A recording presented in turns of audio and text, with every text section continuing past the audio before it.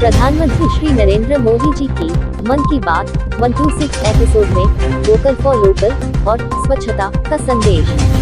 बालोतरा शहर मंडल संयोजक श्रवण कछवाह ने बताया कि प्रधानमंत्री नरेंद्र मोदी ने आज अपने मासिक रेडियो कार्यक्रम मन की बात के 126 एपिसोड के माध्यम से देश को संबोधित किया।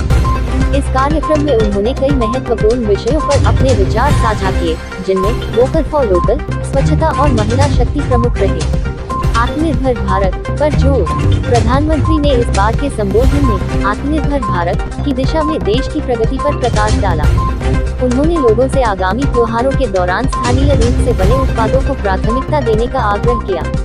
मोदी ने कहा कि ये केवल एक आर्थिक निर्णय नहीं, बल्कि हमारे कारीगरों और छोटे उद्यमियों के प्रति हमारा नैतिक समर्थन है। उन्होंने कहा कि जब हम लोकल खरीदते हैं तो हम किसी परिवार के चेहरे पर मुस्कान लाते हैं। स्वच्छता बना जन आंदोलन। मन की बात में प्रधानमंत्री ने देश भर में चलाए जा रहे स्वच्छता अभियान की सराहना की। उन्होंने कहा कि यह अभियान अब केवल सरकारी पहल नहीं, बल्कि एक सच्चा जन आंदोलन बन चुका है।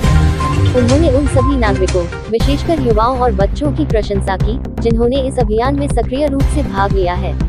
महिला शक्ति और पारंपरिक खेलों को बढ़ावा।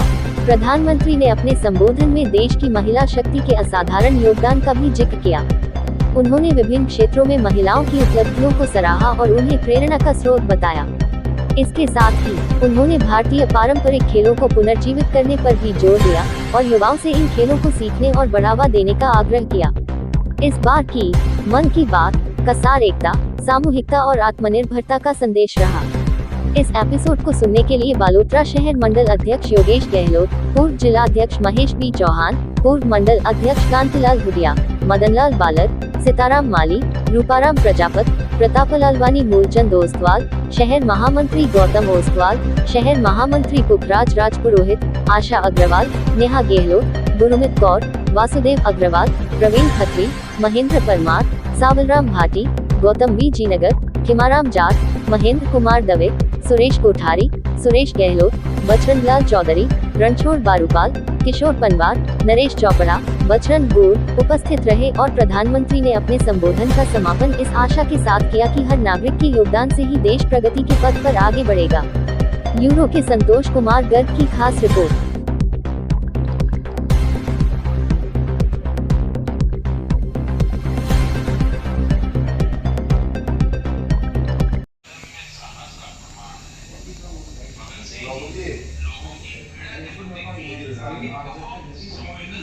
अपना परतुम लहरा रही है।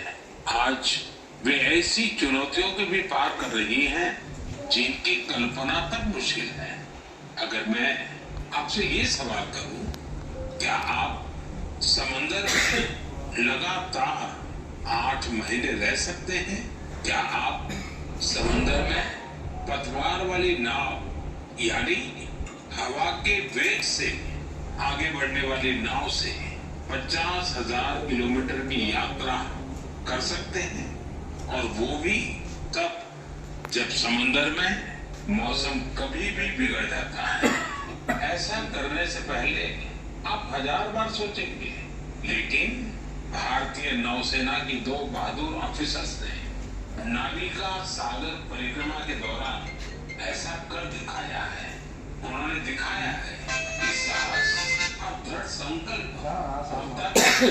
आज मैं मन की बात के श्रोताओं को इन 2 जाबाज ऑफिसर से मिलवाना चाहता हूँ। एक है लेफ्टिनेंट कमांडर दिलना और दूसरी है लेफ्टिनेंट कमांडर रूपा। ये दोनों ऑफिसर्स हमारे साथ फोन लाइन पर जुड़ी हुई है। Hello hello sir. नमस्कार जी।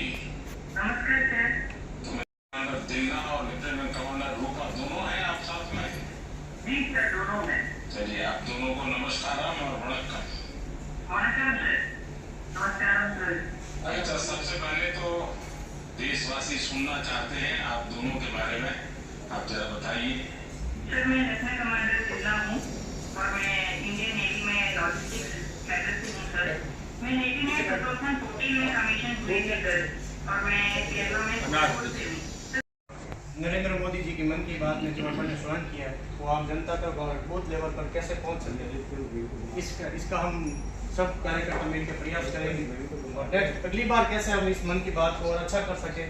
आप सब कार्यकर्ताओं को मंडल की ओर से पुनः एक बार बधाई और शुभकामनाएं।